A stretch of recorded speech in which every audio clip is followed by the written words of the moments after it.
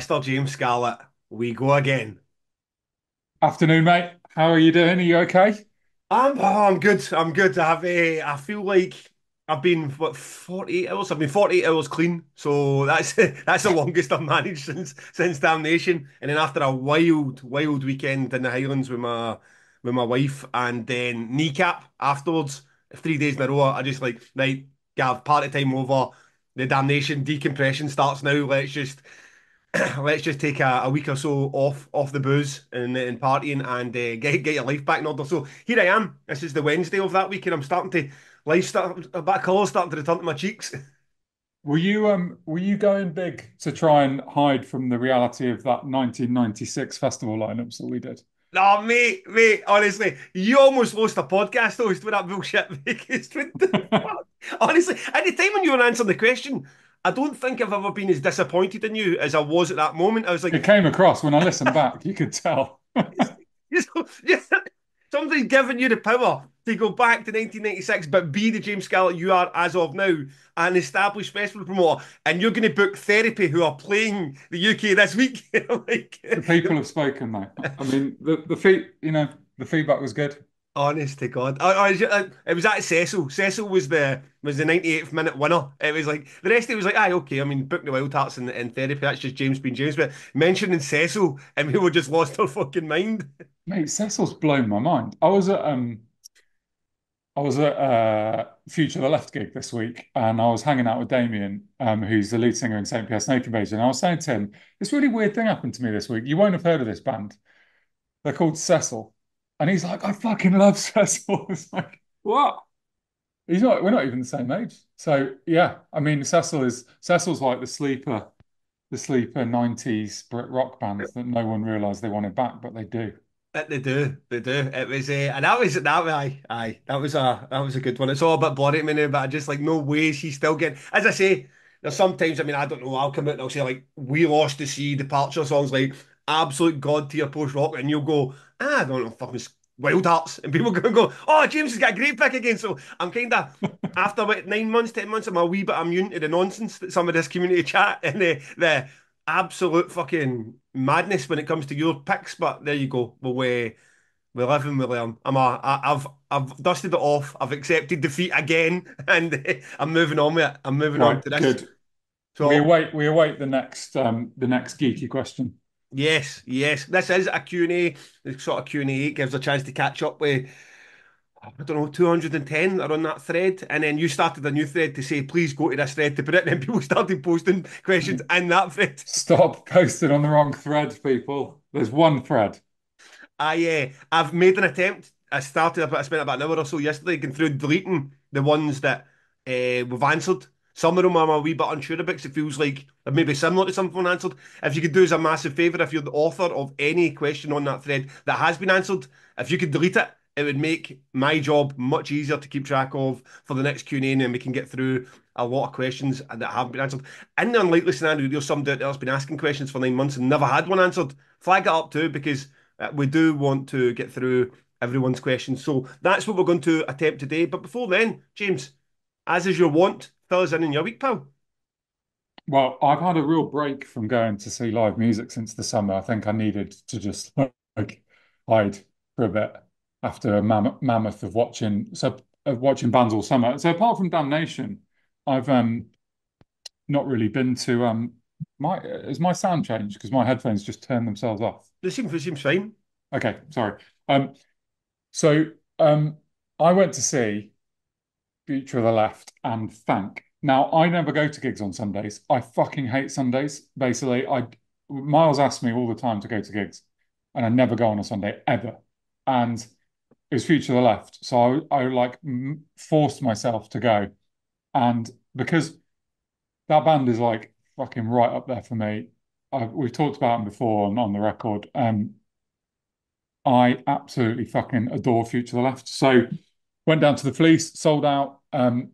Really enjoyed Thank the support bands. They played Arctangent last year. They are playing 2000 Trees this year. They're a really good noise rock band from the UK.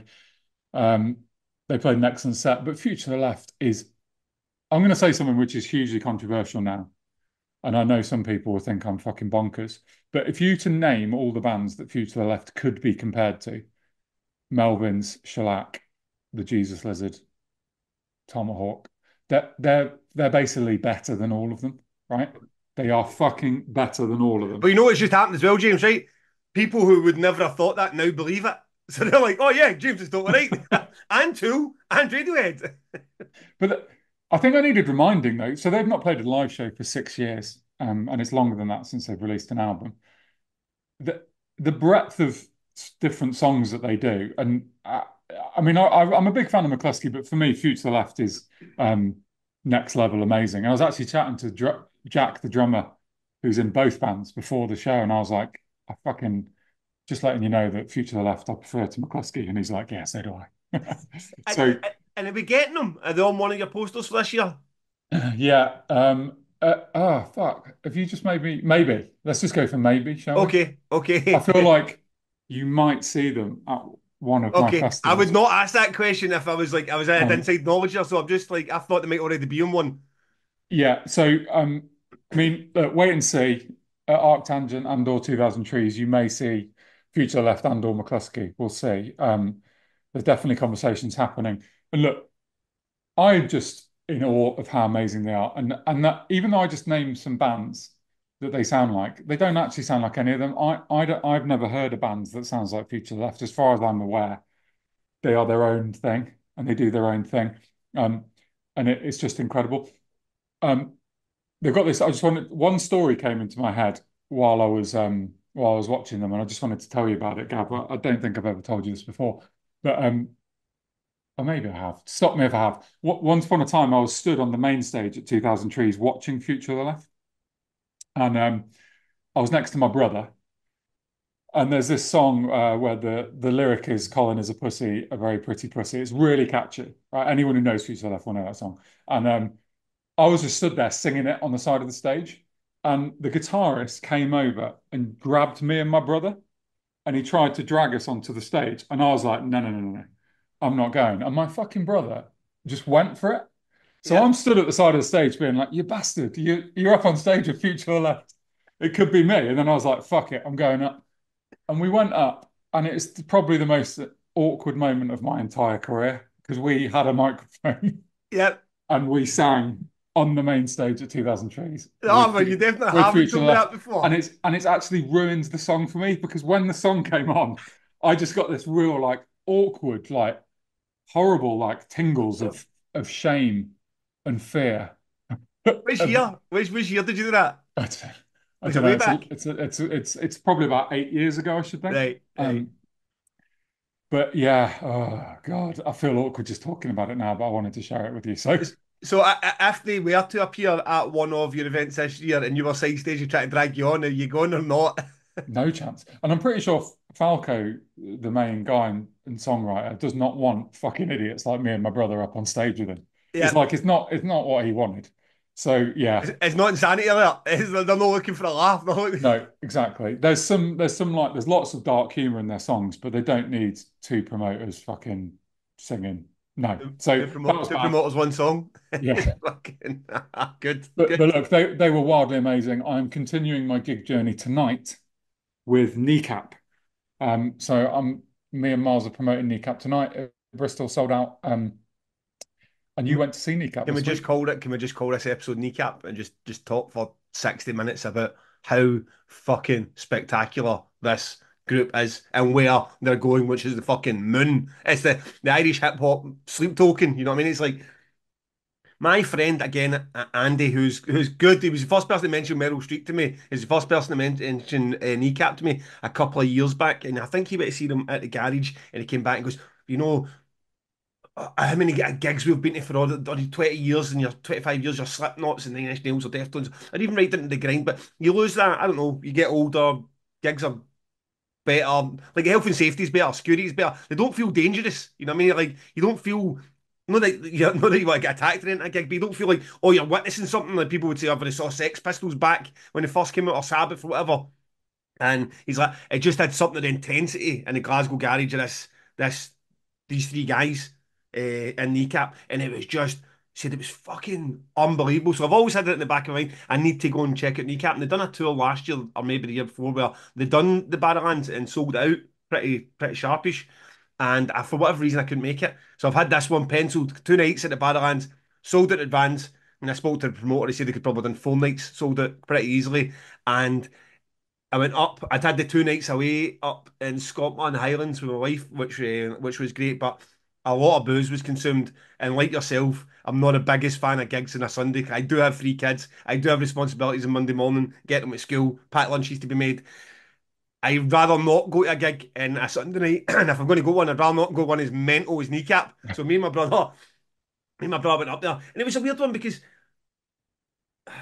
when you go up with Kneecap, I'm not quite sure who or what their fan base is, and you can allow yourself, especially in Glasgow, to fall into the trap. It's Celtic fans who go to Wolves Tone shows, and so when you go there, Celtic fans like Rangers fans like fucking football fans. When they go to gigs, it's an oasis environment. You know what I mean? That whole sort of like elbow in the face and fucking barge past and cups of piss getting put in. And in my head, I was like, looking forward to going up and seeing this, but I wonder if it's that good 2,000 people that are just kind of they go to one gig a year and go and they're pretty fucking rude and obnoxious and just that can take away like if the enjoyment of a gig. You know what I mean? That but I call them indie crowds, but the crowds that they go to sort of one gig a year and when they go Right. they're arseholes.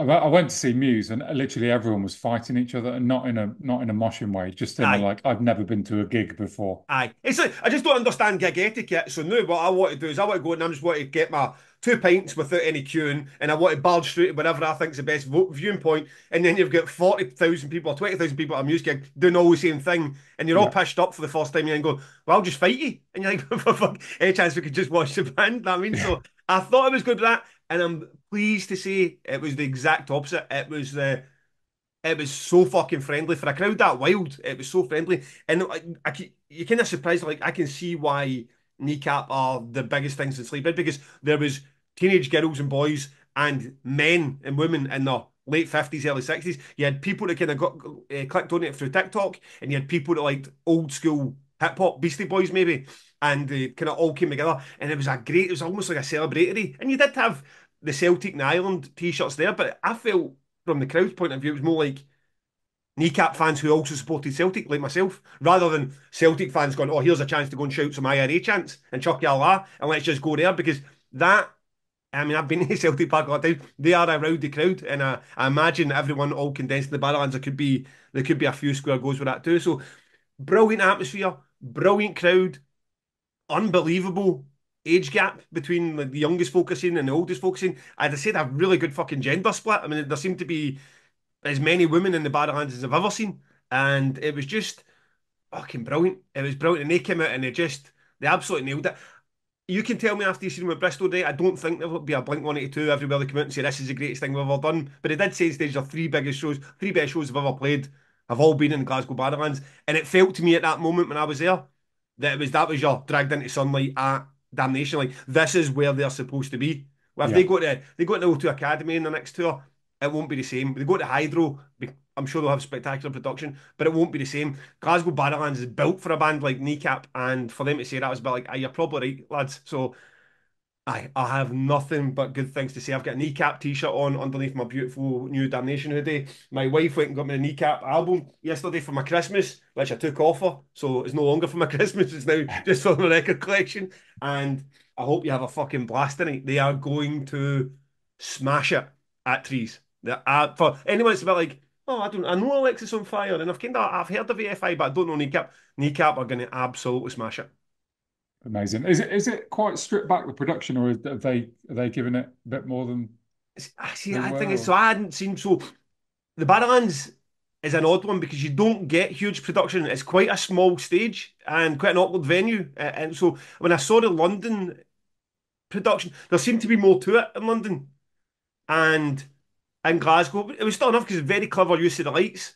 And they had them in quite awkward spaces with the strobes, and then you've got the DJ behind this bit, and then they were just projecting onto a bed sheet. Basically, Yeah, they're different fucking Free Palestine and Chucky Allah and the rest of it. So it was good. They've got a nice mix as well. You get some if you want to come here and it's all Free Palestine and it's all fucking United Ireland and it's all just a political message. You get some folk like I'm kind of here for the music, and I don't know that I disagree, but I don't want to be lectured for 90 minutes. They've got the your sniffer dogs are shy, your sniffer. They've got the fun with it. They get the crack. You know what I mean? It's a bit like Yeah, they'll get a nice mix of we've got a serious message here, but we're also going to talk to you about Rhino Kit and how your sniffer dogs kind of get it. So it's a nice you get that as well. You get that those moments are quite deep and meaningful to aye, let's just have a fucking laugh and dance and sing about taking drugs. So I have nothing but good things to say about Kneecap currently. I was blown away, enjoyed it, looking forward to the next time I see them, which will be headlining trees. lovely stuff. Well, the film's now on Amazon, so Amazon Prime. So if anyone's got Prime, go and watch it for free.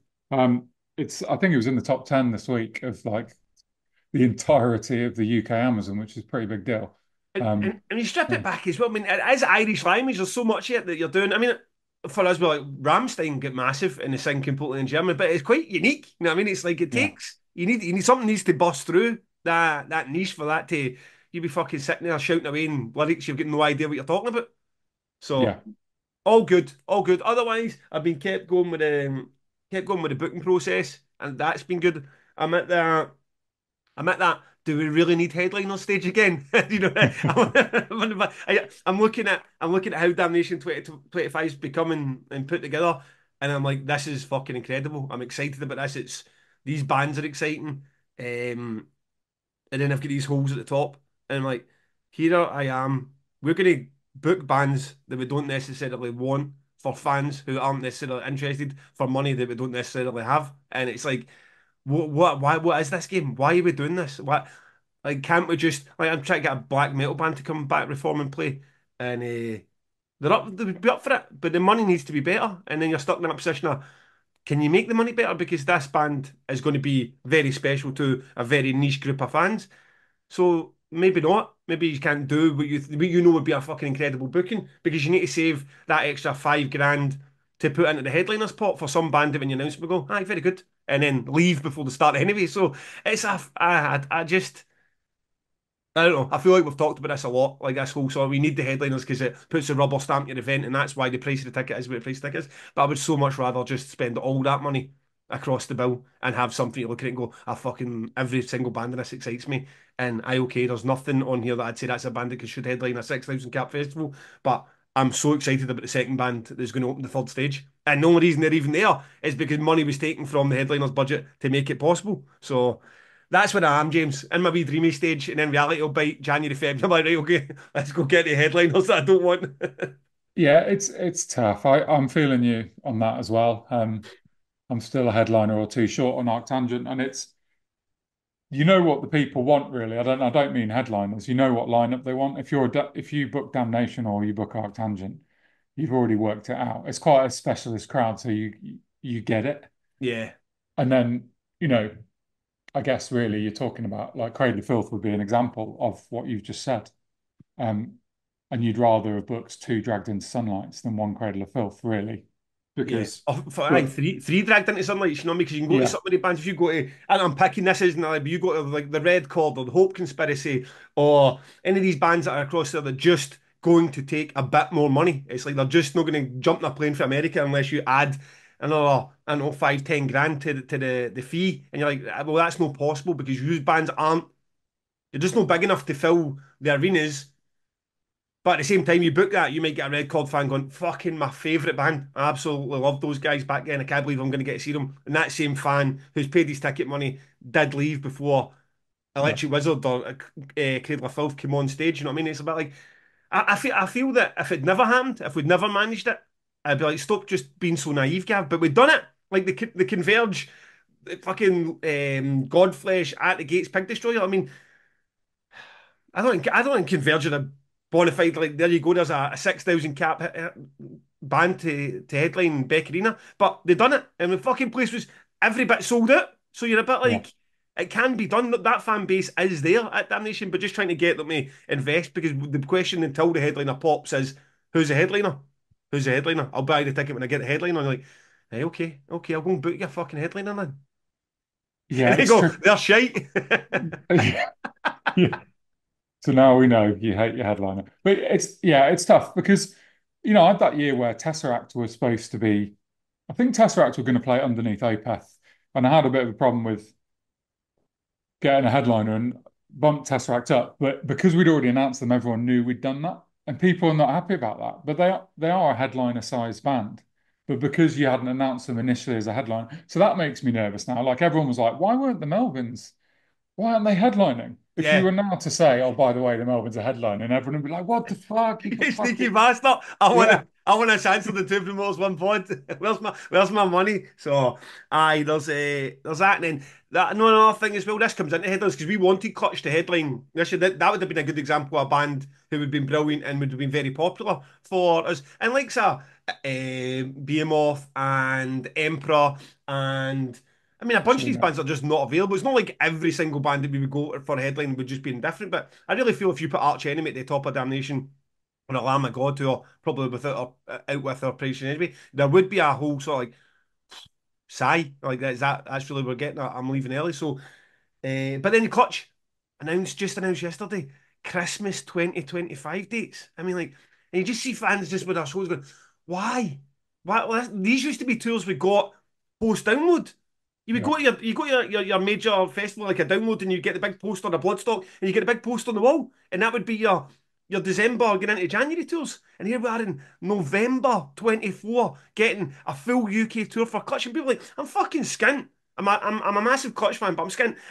It's like fucking comedy when Kevin Bridges or whoever else is funny, Alan Carr, announces fucking dates in comedy, and it's like 16 months away because that's just how they're getting it. And the music, our side of the music industry seems to be like this too. Like, do you really need to get going to your Clutch ticket 13 months in advance? It's a lot. Yeah, it is a lot. I mean, there's a lot of stuff out there at the moment, isn't there? When you think the Deftones just sold 30,000 tickets next summer. Download just announced that we don't know how their tickets went. But yeah, and people announcing tours for over a year away. It's a fear, though, isn't it? It's what happened with the festival sense when Hellfest started just going, here's your full lineup a year in advance, then everybody just having to follow suit because you're trying to get the ticket sale. Now Yeah. all the tours are getting announced a year in advance. If you're Clutch management, you're sitting there going, well, we're not going to lose out the tickets because another 4 or 5 tours are already announced in November, December next year, so we'll get out there first. But you know, but like short of your wedding date or birthdays, what the fuck do you know what you're doing in like December 13 next year? You're like, I've got no idea. What's happening? Are Celtic going to be playing the Champions League that night? Am I supposed to be fucking at my daughter's dance recital? It's like it's a 13 months in advance to plan is a lot. Mate, how many years have Celtic made it as far as December in the Champions League? Come on. Mate, this is a year to start that chat because we're going to fucking smash everybody. And not the year for you, but is your team no still utterly fucking dog shit? Mate, we've got a new manager now, so we're allowed to be positive for at least 3 weeks. For at least fucking 3 weeks, at least 3 weeks. So that's how things are. Things that aren't going so well is the Kofi. We have taken a bit of a kicking on there over the last week. Maybe a dozen folk have cancelled their subscriptions, and most of them haven't resubscribed. And I don't even blame. I don't even blame them. To be honest, I think they're just fed up with it. Just fed up with a couple of attempts of trying to give us money and it not coming. They just went, fuck it, and I'll buy a tour ticket or I'll buy a t-shirt, whatever. It's unfortunate. I'm not putting any blame on anyone. We have. It seems that it is fixed. I've had a couple of messages saying that people are now having money taken. But if you're just fed up of trying, then fair enough, I suppose. If you have it in your heart to try again and hopefully it works this time, then that would be great too. Because aye, it's a wee bit of a boot in the balls to lose a dozen subscribers when well, we had like 90. So it was like you're sitting with 1,000 subscribers, losing a dozen, and it's not significant. But I don't, James. I don't know what the answer is to it. Otherwise, I mean, also don't want to go. Kofi have said it's now fixed. I don't want to then go and say let's go to a Patreon platform or something else. Then go to all 90 and say, oh, by the way, guys, thanks for your time. But any chance you can now put your bank details and fucking a new platform. So this is the first time I've actually brought 'cause we haven't spoke. So it was just I noticed last night as well. There was other folk cancelling their subscriptions, and I can't think for any other reasons. I don't think we've come in here and fucking outed ourselves as racist or anything. So I don't see any other reason why somebody would say right, okay, that's time to cancel that. Yeah, I mean, it's a shame, but look, let's try and save this. I think, if anyone wants to give us £4, £5, £10 a month to support the podcast, we would be very grateful. And you get the opportunity to be drawn out of a hat and request some mad, crazy thing that you've thought up. and we try and do it or run away. Oh, here we Although go. our latest one, and that's another thing as well. The last couple of weeks have been a bit fucking hazy, and we've thrown these together. Kind of came on here like post damnation sort of blah. So we haven't really been mentioning Kofi too much. The last one we picked out was a guy Maxwell James. He got in touch, and his idea was he's come to the London show and he wants to have a question answered at the London show, which is a great idea. So he will be first up when we go to London. He seems interested in our take on this whole outbreak split across the two cities and what impact it will. So if that's how what he ends up asking, then that's what we'll answer. That's a Okay. Cool. great way of doing it. So the next one out will be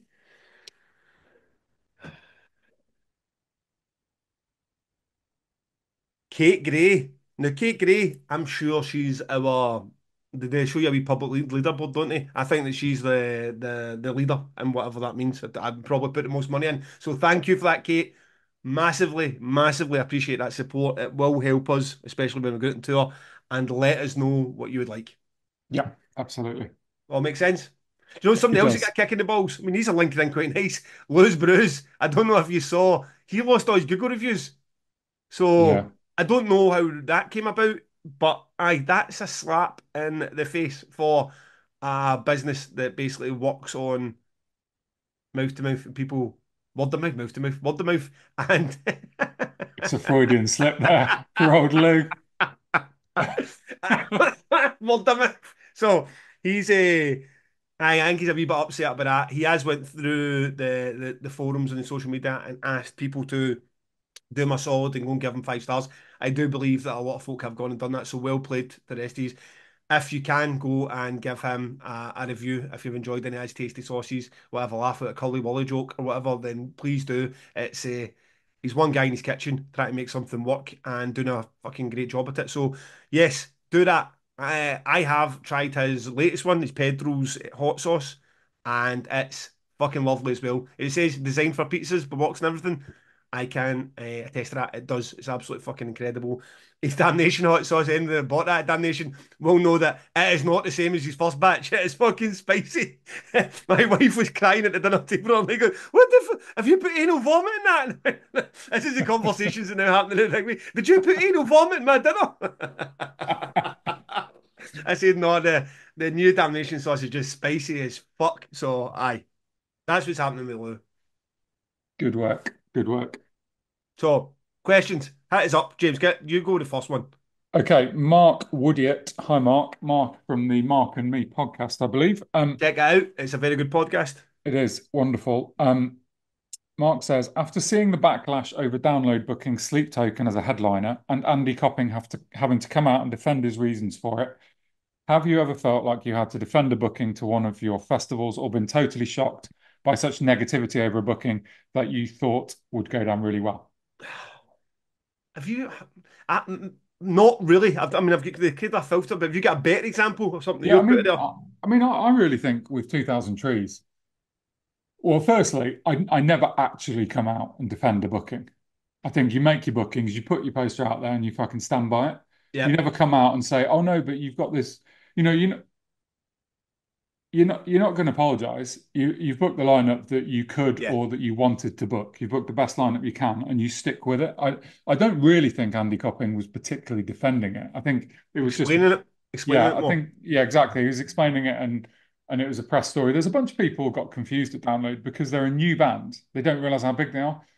But I think they probably sell tickets quicker than any of the Download headliners. Sleep Token are selling tickets as quick as fucking everyone Yeah, quicker. They yeah. did a 20,000 cap O2 arena in like an hour or something Yeah, stupid and like there's, that. there's no way like the Green Day are obviously their own thing, but I saw someone come on and say, "Look, let's get real." Maybe in our YouTube channel, let's get real here. They're the smallest and weakest of the three headliners. I'm like, I just don't see Korn. Plus, They're miles bigger than Korn, aren't there's a they? new metal explosion at the minute, and some of these bands are coming doing stuff that like 5 years ago, Korn were doing like the 2000 cap O2 Academy in Glasgow, and we're going nowhere. There's been some sort of weird explosion with Limp Bizkit and Korn, and we're all getting excited about them again.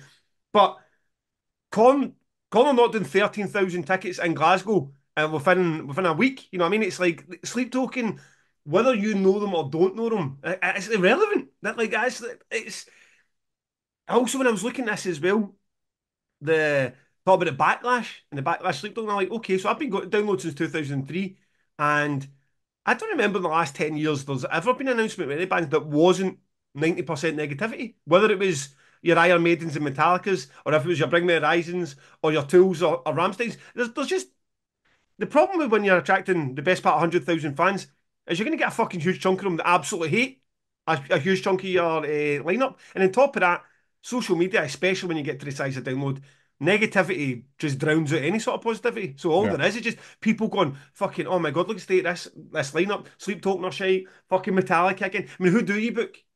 Like what I said last time, if you were to go and it was like a Pearl Jam, Nine Inch Nails, and let's just throw Tool in there as well. I would look at that and be like, oh, fucking exciting, a lot of fresh bands. Somebody else is going to be like, that's crap. Where's Iron Maiden? And then somebody's going to go, that's crap. Why don't we get Bring Me the Horizon and Sleep Tone? So it's tiring. I'd hate to be in the Live Nation office when they put out these announcements. They must have fucking skin like Teflon. It's like it's just overwhelming negativity all of the time. But ultimately, then they look at in June and see 70, 80, 90,000 people at the most successful metal festival in the UK, and they're like, but what one would you rather take? I mean, everybody come on and being positive and thought, oh yeah, Sleep Token the Yeah. best, and then you sell 10,000 tickets, or everyone telling you Sleep Token are shite and they're not big enough, and then you look out when they're playing and 90,000 people are there. It's like you have to. I was surprised a wee bit of the Damnation forum. I feel like that's one of the nicest bits of the internet, and I think even some folk in them get kind of caught up in the negativity and showing like I don't know. There's a real pettiness to sometimes with metal fans. It's like I want to show you that I don't like something that's successful. It's like I've never been to Glastonbury. I don't. I'm not. I don't think I'll go to Glastonbury. Anytime a lineup's been put out that's positive or net that I feel great, I don't say anything about it. It's just it would never cross my mind to go and say this is a terrible lineup. And you seem to get these people, even in the Damnation forum, who haven't been to download in 15 years or maybe never been to download, giving you a full explanation as to why what download's doing shite. And you're like, why the fuck do you care? Like this is completely irrelevant to you. And so I was a bit surprised. A bit like I thought lineup was fine. We went through it in real time, didn't we? And ultimately, Andy Coppins came out and explained why. Andy Coppins came out and explained why he's been. Anyway, probably be right. I'd be shocked if you went to see that Sleep Token crowd next year and it was quiet at all. Yeah. I mean, I think the remarkable thing about Sleep Token is that like the music industry is kind of run by people in their 30s, 40s, and 50s, right? And not one of them have I spoken to that actually listens to Sleep Token or is a fan of Sleep Token. But I can tell you what, there's a fucking lot of Sleep Token fans out there, right? So we because because I may not get it or you may not get it, doesn't mean it's not a fucking perfect. I mean, look, at the end of the day, they're pretty much the biggest band in heavy music. So yes, they're a download headliner. I mean, just going back to the original question, in terms of 2000 Trees, I do feel like I'm always defending myself a bit. There is no golden bullet booking where everyone's happy, even the ones like Alexis and Gaslight that I've been after for years. A lot of people are like, who the fuck are Gaslight Anthem? We don't know who they are. Give us hot milk. We don't want Gaslight Anthem.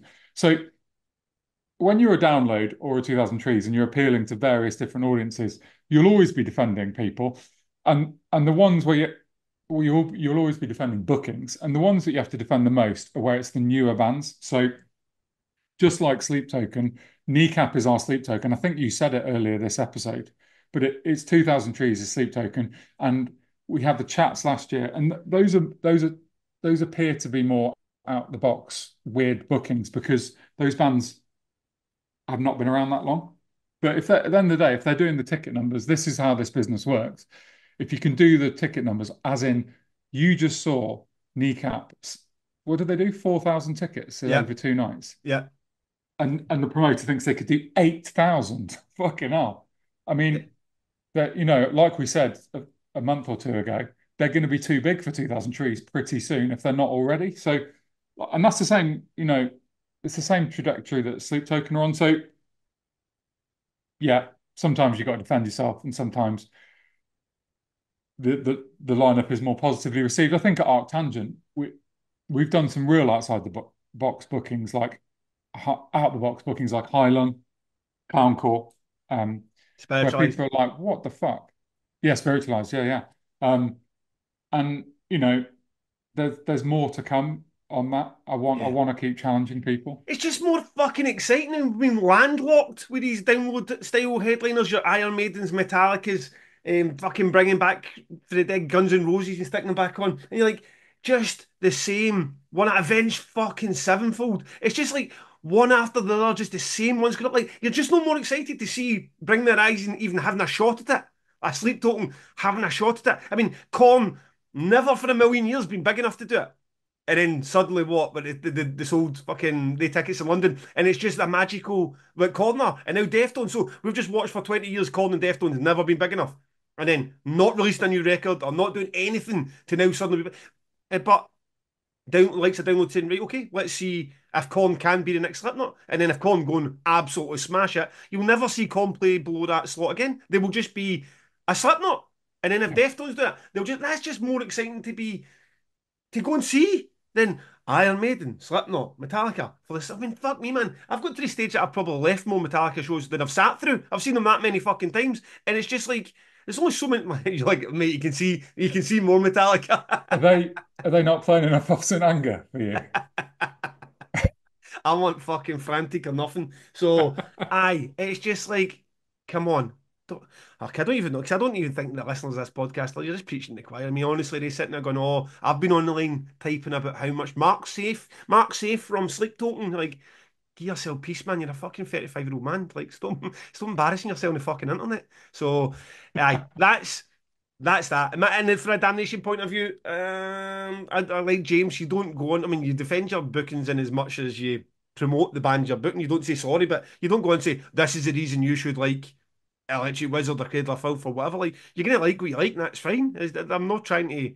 I'm not pretending to myself or anyone else that 6,000 Damnation fans are gonna like any one band. And Cradle of Filth is probably the one that I was most fearful of there being a bigger backlash than there was. But I was pretty surprised that the people who wanted to see it were positive, and the people who didn't were a bit like, "Oh, well, it's no for me. I'll leave early," and that's a pretty mature way of looking at it. You get the odd fucking people like, "This is the worst lineup I've ever seen." You're like, have you ever even been to Damnation? Have you just fucking stumbled upon here? I mean, it's like, so anyway, moving on. Positivity. James Scott House. So you both started your festival of music because you're huge music fans and created the event you wanted to attend, presumably with the bands you wanted to see. When was the first time you booked a band purely financial reasons, and how did it feel, and who was it? Um, I think there's a misconception here across a lot of our fan base about how the booking works. So the first time I booked a band for financial reasons was in 2007 when I started the festival. Um, it you Nearly every booking is for financial reasons, right? You're taking on a huge risk. You're trying to fill a field with, 5 or 10 or 15,000 people, and you need the bands to pull. Now, there is a very small number of occasions where I will do like a vanity booking, like an Aranzi Pazuzu, where I'm not really sure if anyone fucking cares, but I care. Now, but mostly it's for financial reasons. So it like, and I don't want to, because somebody got a bit upset recently when I said I don't listen to Don Broco as well. Because I'm pretty sure Gav doesn't listen to Cradle of Filth. I don't listen to Taking Back Sunday, and I don't listen to Don Broco. Have I ever heard Don Broco or Taking Back Sunday? Of course I have. Do I know their hits? Maybe. You know, we are deeply involved in our lineups. We I chuck my heart and soul into my lineup. It is the best I can do. But fucking hell, man, it costs like £2 million to put on 2,000 trees. So you're damn right, I'm booking for financial reasons. It's like I'm not laughing at the person who asked the question, but No, it's a loads of perception people of it. think this. It's a Yeah. no for the very start. Like when I started Damnation Versus and I made a comment about like I don't know way back a band that I wasn't like thrash music for example. I'm not overly thrilled about thrash music, and then people just can't put that like how could you say that? How you've booked this like there is just this concept of but how could you book thrash if you're not particularly excited about thrash music? Like it's got fuck all to do with me. It's good for, and do I believe that the fan base, think that this band is incredible? Do I believe that that is going to make Damnation successful? Then yes. Then what difference does it make what I feel about it? I can come on here and get very excited about We Lost the Sea and Gillian Carter or what I would say is that my vanity bookings, but I tend to do them at a very small level. You know what I mean? That it's going to be, well, if folk go to see Gillian Carter, then wonderful. If they don't, it's not going to be the end of damnation. And I don't like that with this question. The one thing I would say about it is it's not about it's not purely about financial reasons in a sense that it's about the success of the overall event because there are bookings you could just do for financial reasons. There's plenty of them. There is your just take your money and go and get your Lamb of God, go and get your Five Finger Death Punch, go and get something that will just put 6,000 people in the venue. You can do. There's plenty of damage. We could sell twice as many VIP tickets. We could upgrade. We could use those balconies for fans instead of bands. We could put together tiered systems and pretend how many tickets were in each tier and sell more. There's so many options you can do to make Damnation more financially successful that I'm not that interested in or haven't ever done. So it's not so much just about did you book that band for that? I booked that band because I felt that it was going to be a successful booking for Damnation. It was going to please the ticket buyers who came. And that's it. And when and talking about that was right back in 2005. So I mean, Mercury Rain and Conquest of Steel are largely power metal bands or symphonic, that European sound, and they're not up my street. But at the start, I was very. I mean, even Entombed, Entombed are a great band, or were a great band, and that's the kind of. I mean, I can listen to the albums and be like crank, but there's nothing compared to. I remember being in Dumfries High Street when I get the call from one the agent. I think he's an agent. Used to work quite a lot now for Raging Speedhorn and Sixth. Now I loved Raging Speedhorn and Sixth. I was a massive Raging Speedhorn and Sixth fan, and I remember getting a call to say they were both playing, and I was over the moon, absolutely over the moon. But then I also felt the same way when I get the call when I was in a holiday in Ireland that said that Opeth were going to do it. Now, Raging Speedhorn and Sixth, two of my favourite bands, and back then I went to see them everywhere they went. Opeth are a great band, but not a band that I'll listen to. I felt the same way because I'm doing it as a promoter. I'm like, I know that OPF are spectacular and I know that they're going to be successful for Damnation. So I was like, yes, what a fucking booking. And I felt that way when I got two of my favourite bands at that time. And I thought, yes, what a favourite booking. So it's an odd way to. It's an odd way to look at it, but I completely understand where someone who doesn't do this job, where they come from. Like, if I had the power and I had the money, I would go and book all my favourite bands. But do you really I mean, no the person that would love Gav Fest the most. Gav. And I don't buy Yeah. tickets to my own festival. So I need to appeal to 6,000 people. It's not to appeal to me. So Yeah, I that's mean, what I do with it. there's like a spectrum of like, you know, at times the headliner is literally one of my favorite bands ever, like At the Drive-In or Opeth, right down to, Yumi at Six on the other end. But Yumi at Six are probably a better 2000 Trees headliner than At the Drive-In. And I know that because I'm booking the festival. Now, but I don't like them to listen to. It's not my genre of music. And even at Arctangent, there's plenty of stuff I don't listen to. The more sort of twinkly math rock, I don't really go for that much personally when I'm sat at home. I'm listening to Cult of Luna. Um, so it's a balance, but this idea that you've got to love everything is just not true. Aye. Or doing it just like, oh, I'm going to just go and book that band who I don't believe in at all, but it's just going to be financially viable. Damnation just doesn't do that. I mean, it's just no, that doesn't mean I get where he's coming from. Yeah, Okay. Rob absolutely. Gange. Gange. Is there an unwritten rule that when another festival makes a lineup announcement, you don't make one on the same day, 24 hours, 40 hours later? Now, that would be good if that was the case, but largely you don't know when anybody else is announcing. No, it's tricky, isn't it? So these dates are planned weeks or months in advance. Um, So all you can do, so for instance, there's going to be a 2000 Trees and an Arctangent announcement early in the new year, sort of end of January, early February. At some point, we will pick a date, right? And then that will be the date until such time as we find out that someone else is on that day. Like Download, we're clashing with Download, or Deftones are announcing their big outdoor show and we're clashing with that. And then you go, well, wait a minute, we were going to do Thursday, the 29th of January. Should we leave it to the Monday? Yeah. Should we bring it a day forward? And we've had situations in the past where we've chatted to festivals like Radar and Roadburn, and we were going to clash, and we've just made sure that we don't clash. Yeah, Because there's only so much press you can get, and there's only so much social media noise you can get. And if similar festivals are on the same day, everyone loses, I think. And if you're not the big boy, like if 2000 Trees goes up against Download, you're going to lose. yeah, So you just don't want to. But there's not, you just don't know, as you said, so that you yeah, can't really have a rule. But we're a small team, and you're a small team, so you could change your announcement with a yeah, couple of hours' notice if you wanted to, yeah. couldn't you? You Yeah, could you be like, don't, okay, and we'll go tomorrow. I'm sure we have. We've definitely changed ours because we've had situations where, like, the lineup post on, you've had the Bolly Cabellin, and somebody's came in and, oh, that's not going to go there. So you're forced to, and it's nothing to do with our festival. But you don't want to go out against anyone, because you're just the two are swallowing that same finite amount of attention someone's got, or even worse, you get some situation where you have a band on your lineup and they also have it on their lineup. It just takes away the sparkle from your announcement. So aye, we try to avoid that. It does no one any favours for announcements being going out at the same time. But sometimes you just get caught out, or sometimes you get caught out with something like it's got nothing to do in the UK. You're going, look at that, look at our fantastic. Then Hellfest go, plop.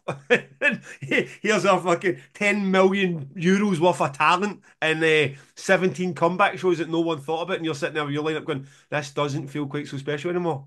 But it can even be like, oh, Coldplay have announced a tour this day. There's some things that really take up the internet. Oasis are reforming. Yes. Everyone get their tickets. It doesn't matter that you're not competing with them. It's You do fuck not you want know. you do not want to have announced your lineup the day that Oasis reformed No, because it was buried. It was fucking buried. yeah, absolutely. Okay, Robert Leeburn asks, would either so I'm unsure whether we've answered a similar question to this. But let's go for it. You tell me. I Yeah. feel like my memory's going to trip us up. We're nearly a year in. When's our anniversary? Do you know? The 29th of February. Fucking hell, it's not far away. Um, so yeah, I don't think we've answered this, but who knows? Robert Leeburn asks, would either of you, or ideally collaborating together, ever consider a holiday camp style festival like All Tomorrow's Parties used to? The only ones I see these days tend to be aimed at the rave or nostalgia crowd, and I think there's a massive demand for one aimed at a metal or alternative crowd. Yeah. So the thing is, this question and questions like this have been asked and will continue to be asked for as long as this podcast goes. Because again, it's like you're two promoters on a podcast talking about why don't you do something together? Why don't you do something together? And we have tackled that. This has got a different strain to it. And I think actually the question you've asked after it is similar too. So let's get into both of them. I get it. I get why people are a bit like, oh, I'd love to see what Gav and James done together. To be fair, if you're ever going to do something, this would be the sort of left field way of doing it, tackling at a holiday camp, something that you're doing. It's going to be a bit different from what we currently do. The biggest issue with the whole James and Gav thing is we do the same job.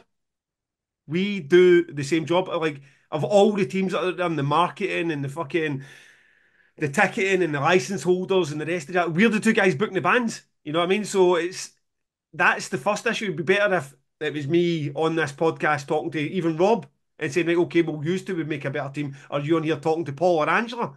It's like you and I are the two that are sending the email to Cult Owner. That's what we're doing. We're booking the bands. So that's the first sort of issue with the Gavin James dynamic.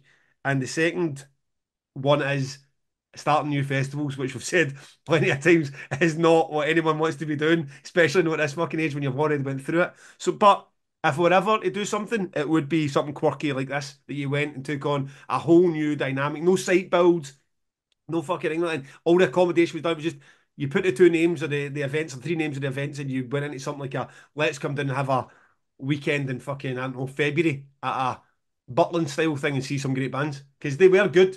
I don't know if you ever done any of the ones that Hammerfest before it became a if you've got a surname you win six tickets and then you had to spend a fucking fortune on every other party to get a lineup that had two bands and a lot of sports. But when they Well, were good, I went to one that had back when Napalm Death played, fucking this, God knows how many years ago now, and it was a good weekend because that is a good watching a band walking 40 yards and being back in your chalet with your pals drinking was a cracking weekend. yeah, I mean, you could have like we had our like vodka and Coke in the chalet, pizza, and you know, you'd run back there for like literally 10 minutes between bands, whack a pizza in the oven and fucking get back out. And you're literally, it's closer than a tent would be at a camping Yeah, festival. It yeah, was pretty, that concept is pretty awesome. And I do think that it's a less of a stretch for Damnation because already to come to Damnation, you are going to have to book accommodation. And in some ways, it kind of adds to the fun because you don't go home. Everyone's like, there's like a community that stays around. I mean, it gets a bit wild. There's people climbing on roofs and fucking.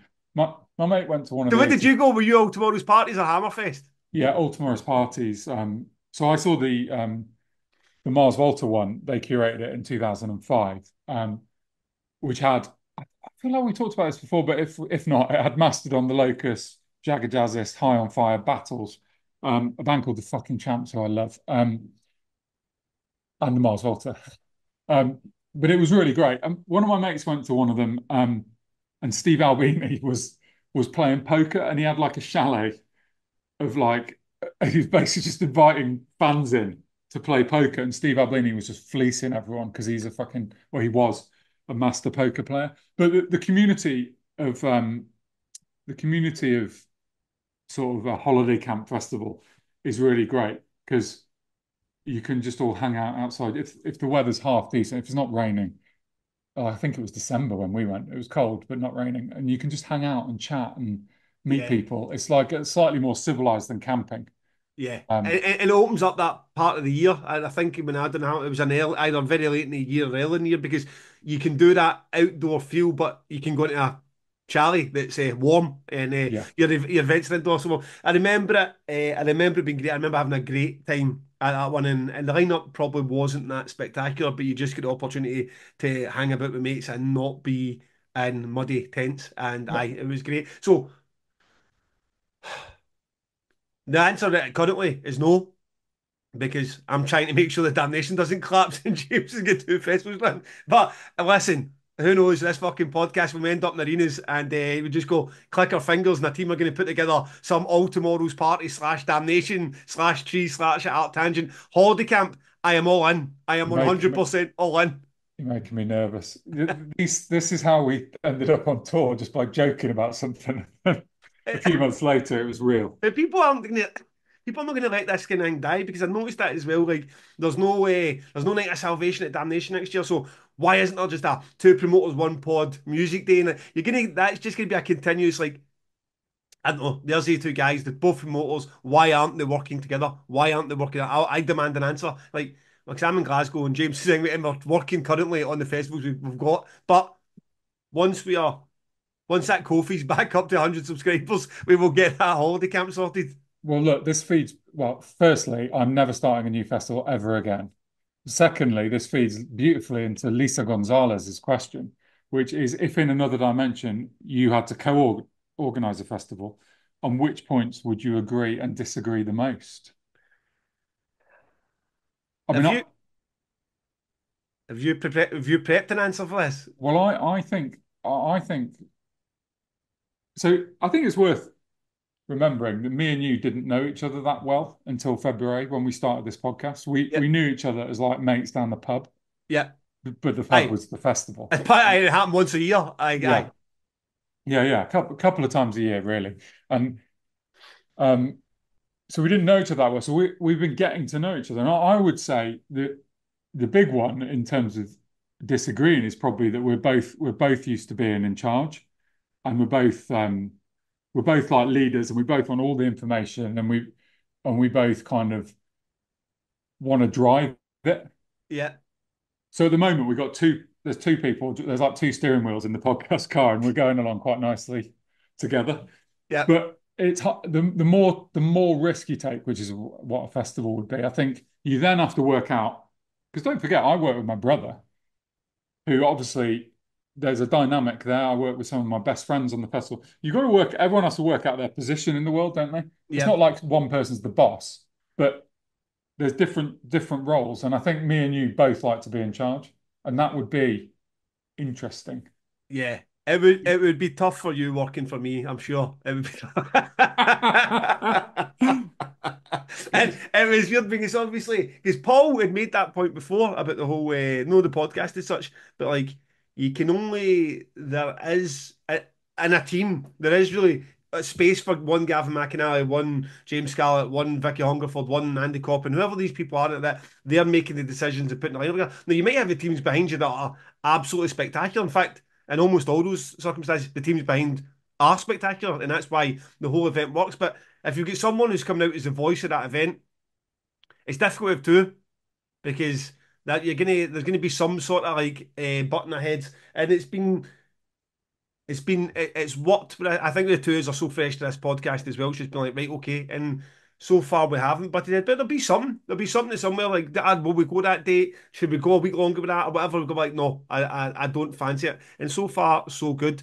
Now for the two of us to organise a festival again, it would be, aye. So who's the two of us are booking? Like that's the job Yeah. that we do. And we Well, get very, are you going to let me book my like?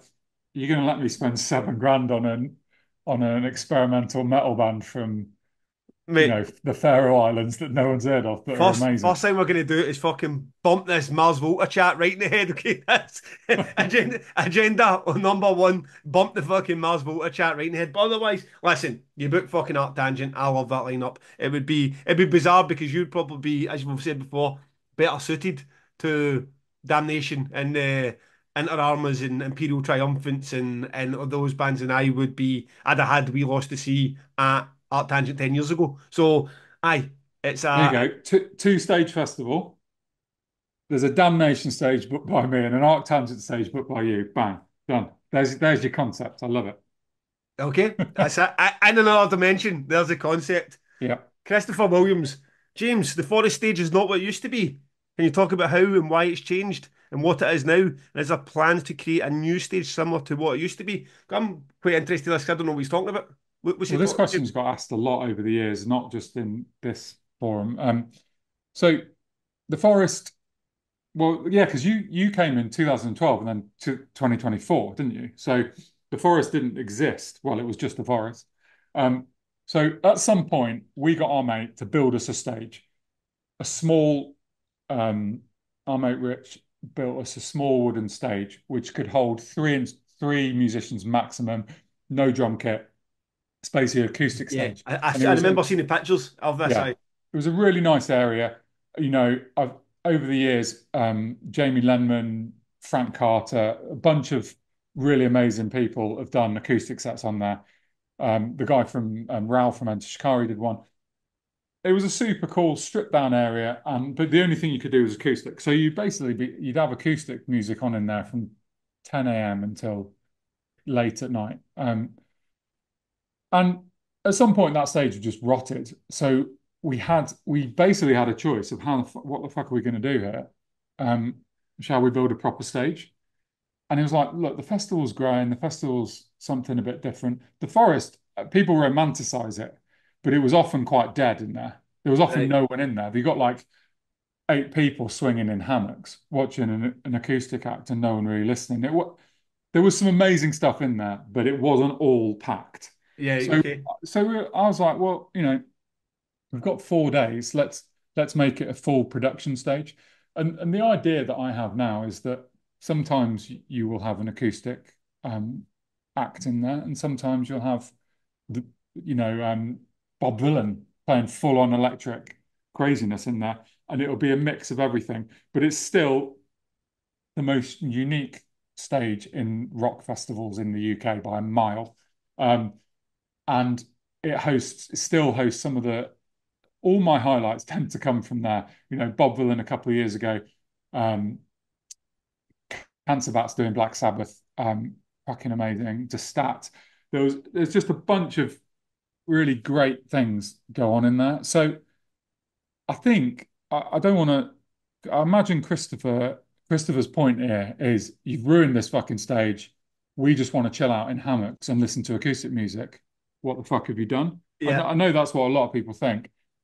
And there's some of the organizers think that, I think. And certainly one of the wives of one of the organizers said to me, what the fuck? And what are you doing? And Dinah, we've talked about on the podcast a bunch, was like, James, what have you done? You've ruined the Forest. But like, I, for me, as the person that's curating 2000 Trees, it feels like the right move. And I'm not going back. It's not going back.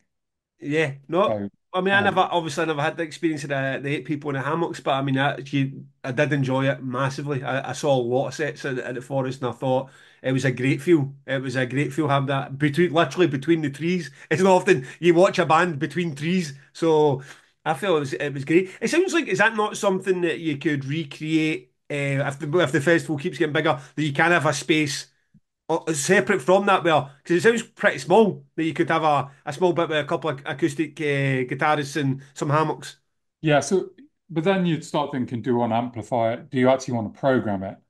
And that, money just suddenly like, oh, we need a generator, we need a programming budget, we need what happens when it rains. And you start all of a sudden you spent 15 grand that you hadn't spent previously. And obviously you we're only here because we've provided something that the audience like. So I want the audience to like it. And yes, we could go 300 meters further into the forest and do an acoustic stage. It's not on the cards for this year, I don't think, but maybe one day. Aye, it keeps growing anyway because you're going to need more space, aren't you? Like your capacity keeps going up. You're going to need to find other places to have people. Yeah, the other thing that's worth actually mentioning is that when Trees started, there was a really strong acoustic music scene in the UK that was attached to sort of rock, like Frank Turner, basically. Frank Turner and all the millions of people in that scene. And I would argue that that scene um, Strong as it is was. not as strong as it was. No. So Okay, yeah, interesting. Okay, Chris, yeah. you're not getting your hammock back, pal. Sorry, Chris. Sorry to Sorry. tell you, Chris. But oh, fuck's sake, man. Fritz, Ragnvald, Ramala.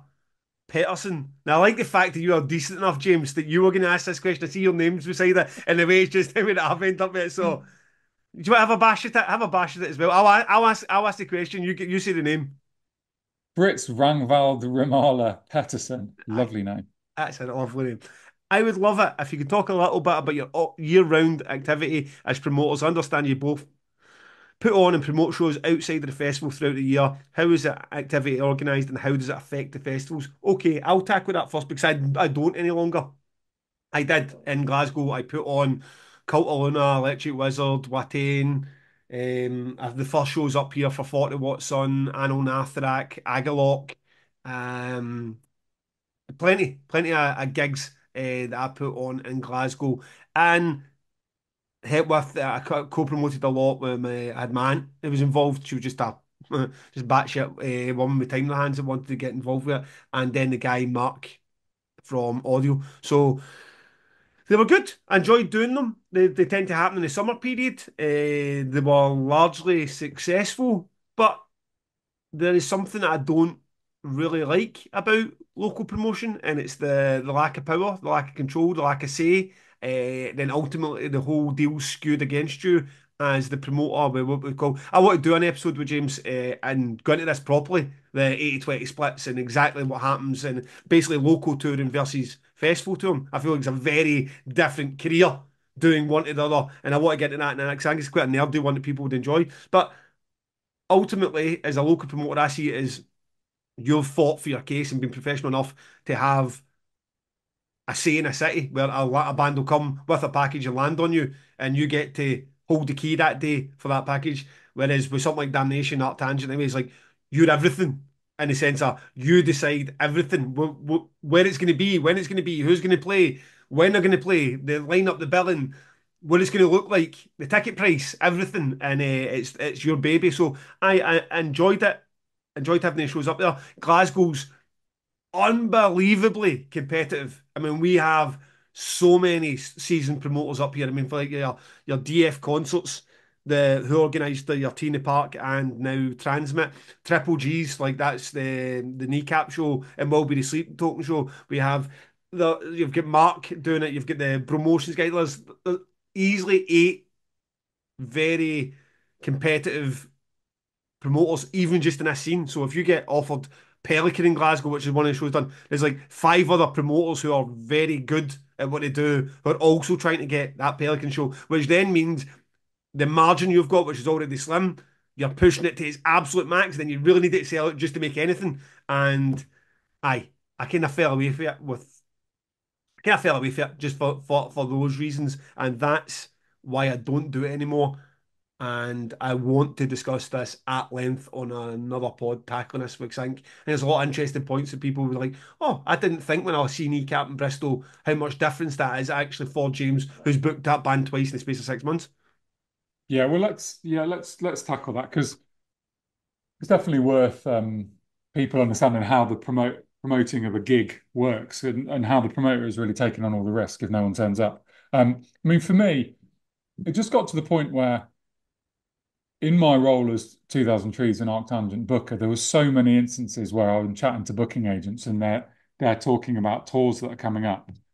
And and like my best mate Miles in Bristol is already doing promoting in Bristol. It just seemed to make sense to join those two things together Yeah. and and um and to promote some shows. And this is quite a timely conversation because tonight we've got Kneecap in Bristol at a sold out, 1,400 tickets in Bristol. And how that works is their booking agent, Ed Sellers, I know very well. He was the booking agent for Jim Lockie and the Solemn Sun when I was their manager. So we worked together for me as a manager. Um, and now I booked loads of his bands for 2000 Trees. He was the agent for Turnstile when they headlined Trees. He has done absolutely millions of bands at Trees over the years. And when he came to me with Kneecap, I talked about him on the podcast a few weeks ago. He came to me and said, "You need to look at this band. They're the new Beastie Boys. Let's get them a slot on Trees." So that kind of relationship between me and him is like a two-way thing. And when in 2017, me and Miles decided to do this promoting together, and I went to people like Ed and was like, "Look, I want to do more shows in Bristol. I want you to start sending stuff my way." And you've got to prove yourself to these people because they're not fucking about. They could work with Live Nation or Kilimanjaro or someone else. So yeah, so the only way to prove it is that you run a smooth Kneecap show where the band are happy, the tickets, can you promote it so it's sold out and everyone gets paid and it's just stress free. And Miles, there's not me. Miles is great at that, and that's what we do. And we've done Thrice, we've done Code and Cambria, Bob Villan, You Me at Six, The Wonder Years. We've got Bloodywood coming up, Better Lovers coming up. We're doing a lot of really fucking great rock stuff in Bristol, and not just Bristol. We've got some shows in Southampton and Cardiff, and yeah, it it is not something that is a main thing for me. Miles does most of the work on it. I just use my contacts to get bands and bring Yeah. them to Bristol. Okay. And it's yeah, Well, it's good. It's a good thing. how about the next episode then? Let's actually, there's a million questions I want to ask about this now, and I'm just in my head like, let's do that in the next episode. Take this on and finish the rest of the question about how then that impacts the rest of your year or what it would do for me or what I mean, if Damnation's successful again in 2025 and then successful 26, I'm not just going to do Damnation. I mean, there's no way. By the time I'm 44, 45, I'm just going to sit and go, oh, well, I've nailed Damnation at Beck and I'm just not built like that anyway. So I will take on something else and it may well be local promoting again. So I want to get into the ins and outs and the nuts and bolts and just the differences of why I'm right down to the rider, how that's different, how what you provide at a festival to what you would provide at a local gig and what it would cost you. So let's make that the next episode. Sound good? Okay, yeah, it sounds like you're keen to get into some new stuff, Gav. If anyone's from a holiday camp, then fucking get on the phone. And don't, whatever you do, phone James too. He's like, No, yeah, for the wrong I'm number. out. Who's this? I am out. Aye, right, okay. What a shout out to our sponsor, Mel Aora. Now, just this week, they're the app for Damnation. Just this week, we have seen what the advantage of having this app is out with just your festivals. We sent the merch was back in sale. Anyone watching this will see I'm wearing the nude or sand, I don't know what it's supposed to be called, hood, pullover hood for Damnation. I have the wonderful joggies on. I'm proper winter weathered up for it. And last night we sent out a notification to say that the festival merch was back in sale. And then we saw the sales.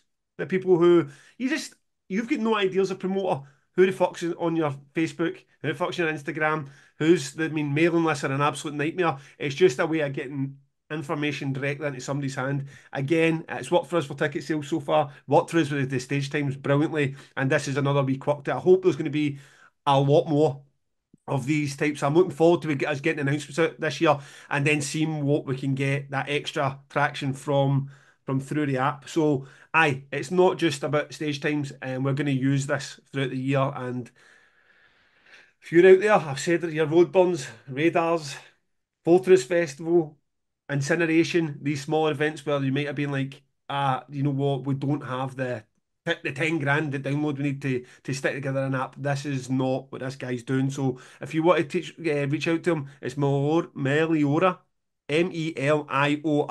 dot events, or get in touch via myself and I'll put you in touch with Darren who can sort that out.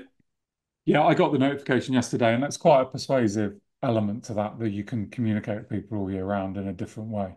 Yeah, So I, yeah. I think there's something that people. This is going to happen regardless. It's like contactless at bars.